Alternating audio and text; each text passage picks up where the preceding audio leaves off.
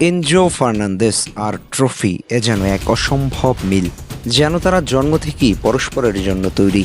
মাত্র ২৪ বছর বয়সেই যেভাবে এই তরুণ মিডফিল্ডার একে একে জিতে নিচ্ছে একের পর এক আন্তর্জাতিক ও ঘরোয়া শিরোপা, তা নিঃসন্দেহে ফুটবল ইতিহাসে এক অনন্য উদাহরণ। তার এমন সাফল্য আর্জেন্টিনা ফুটবল সমর্থকদের জন্য গর্বেরও বটে। ২০২০ সালে কোপা সুদামেরিকানা জয়ের মধ্য দিয়ে যাত্রা শুরু করা এনজো প্রথমবারই বুঝিয়ে দেন তিনি এসেছেন ইতিহাস গড়তে। এরপর ২০২২ সালে আর্জেন্টিনার হয়ে স্বপ্নের বিশ্বকাপ জয়, যেখানে তিনি শুধু একজন তরুণ সদস্যই ছিলেন না, বরং ছিলেন দলের প্রাণ ভোমরা। জিতে নিয়েছেন তরুণ প্রতিভাবান খেলোয়াড়ের তকমা। প্রতিটি পাসে, প্রতিটি ট্যাকেলে, প্রতিটি দৌড়ে যার মধ্যে ফুটে উঠেছিল বিশ্বজয়ের ইচ্ছা। মধ্যমাঠে এক ভরসার প্রতীক হিসেবে কাজ করে গেছেন তিনি। ফলাফল হিসেবে আর্জেন্টিনার শিরোপা খরা ঘুচেছিল ৩৬ বছরের। ২০২৪-এ আরও এক কোপা আমেরিকা, আরও এক ফাইনাল জয়। কাজের কাজটা এনজো খুব ভালোভাবেই হ্যান্ডেল করেছে।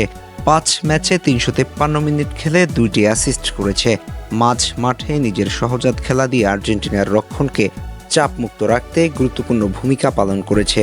২০২৫-এ এসে কনফারেন্স লিগ চ্যাম্পিয়ন। এদিন চেলসির ক্যাপ্টেন হিসেবে মাঠে নামেন এই আর্জেন্টাইন। ১ গোল ১ অ্যাসিস্ট করে দলের জন্য গুরুত্বপূর্ণ ভূমিকা পালন করে। তাছাড়া পুরো টুর্নামেন্ট জুড়ে বেশ সাবলীল পারফরমেন্স উপহার দিয়ে গেছেন। বলতে গেলে চেলসির প্রাণ ভোমরা ছিলেন। অথচ বয়স মাত্র ২৪। এত কম বয়সী এতগুলো ট্রফিতে নিজের নাম যুক্ত করে নিয়েছে এই আর্জেন্টাইন। দেশ কিংবা ক্লাব, ট্রফি জেতাই যেন তার জীবনের অংশ হয়ে দাঁড়িয়েছে। সবে তো শুরু, এখনো সামনে গোটা একটা ফুটবল ক্যারিয়ার পড়ে আছে। এরই মধ্যে বড় বড় ক্লাব তার ব্যাপারে আগ্রহ প্রকাশ করেছে, তবে শেষ পর্যন্ত চেলসি তাকে ছাড়বে কিনা সেটা একটা প্রশ্ন। ফুটবলের গোটা খেলাটা তৈরি হয় মাঝ মাঠ থেকে। মধ্যমাঠে ভাটা পড়লে ওই দলের আক্রমণ ভাগ যত শক্তিশালী হোক না কেন, শেষ পর্যন্ত দলের জয় নিশ্চিত করা অসম্ভব হয়ে যায়। এটি ফুটবলের চরম বাস্তবতা, যেমনটা আর্জেন্টিনার জার্সিতে দেখা যায় বিশ্বমানের mid Enzo, Mac Allister, De Paul, Lo Celso. অর্থাৎ মাঝ মাঠেই খেলাটা তৈরি হয়ে যায়, বিপক্ষ দল অটো চাপে পড়ে যায়।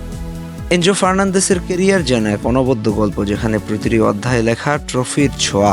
এত অল্প বয়সী যে পরিপক্কতা, তা শুধু দক্ষতার নয়, বরং মানসিক দৃঢ়তারও প্রতিফলন।